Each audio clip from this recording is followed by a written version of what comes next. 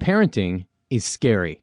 You have to admit it, especially if you don't have any previous experience with nieces and nephews, or your neighbor's kid. Of course, the first time that you discover you're going to be parents, you probably felt more excitement than anything else, because a baby represents a new stage in your life.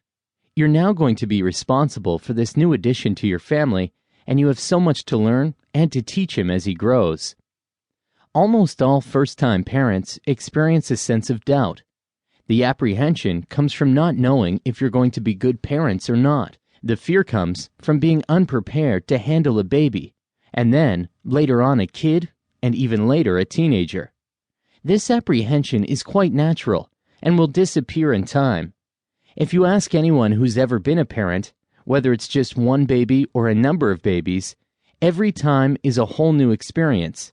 You have to prepare yourself mentally, physically, emotionally, and financially, because the next few years of your life will be devoted to your kids. This will definitely help you in this aspect. It contains 50 rules of parenting that can help guide you on your way to raising stable, well-loved, and well-behaved kids.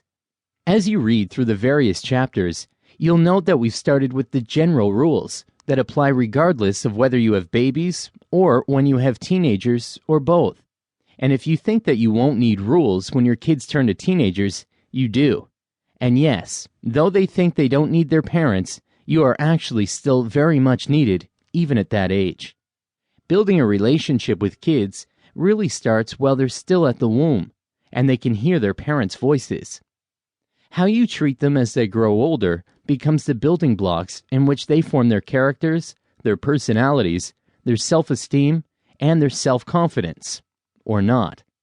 The rules in chapters 2 and 3 help you to create a harmonious and trusting relationship with your kids, and adjusting your own treatment of them as needed. Now, chapter 4 contains the rules about siblings. Raising siblings can be a mind-boggling experience for any parent. You have to deal with each of their personalities, continually adjust your psychology tactics to suit each child, and you always have to be on your toes to keep up with them.